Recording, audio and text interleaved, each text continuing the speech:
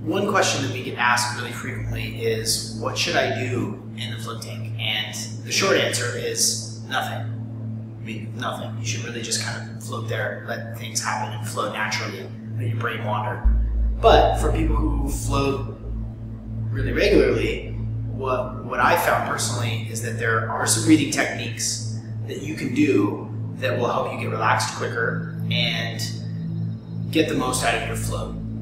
Maybe this isn't for the first timer, but this is for the 6th, 7th float, 8th float, 20th float, once you've really got a good base.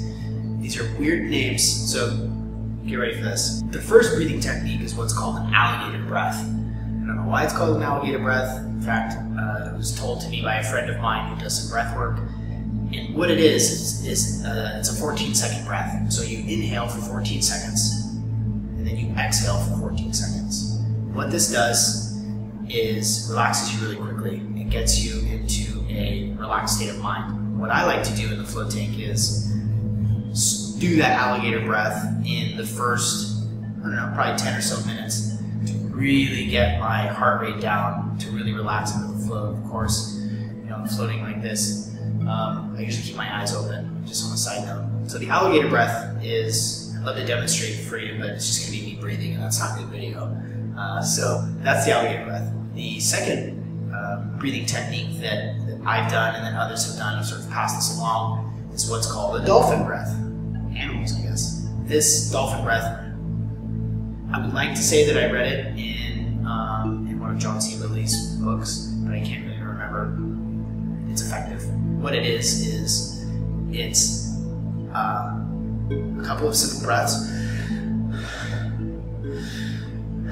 See, that's not a good video. And then you take one deep breath in, and you hold it for as long as you can. So you fill your lungs with air, and then you hold it for as long as you can, and then you count. So as you're counting, you're holding your breath. You get to 30 or 40 seconds or 50 seconds, and then when you can't hold it any longer,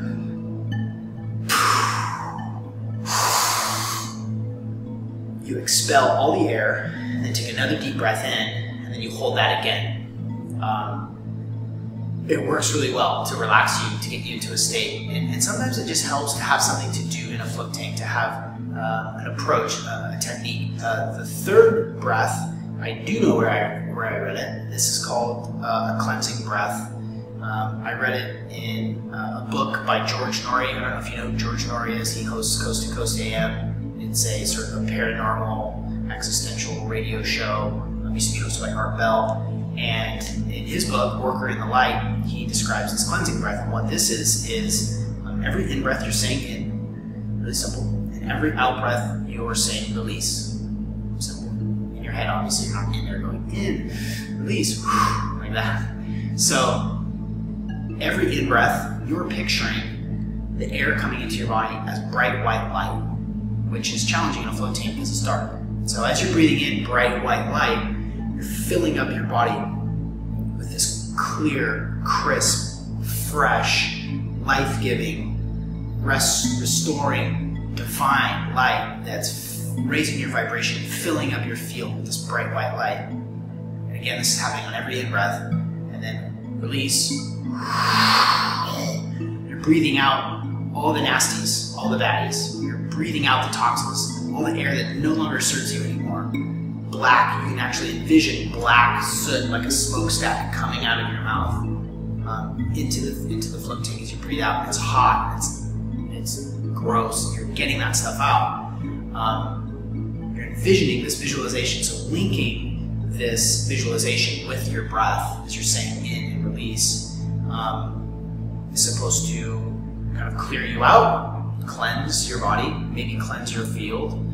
And what I've found is this is a really cool way if you're interested in altered states of consciousness that have spiritual connotations, if you're interested in associating with your helper guides or your spirit animals or your Atman, whatever it is, this is a really cool way. So these are just a couple of techniques that I like to use in the tank, and next time you float, maybe you can give them a try.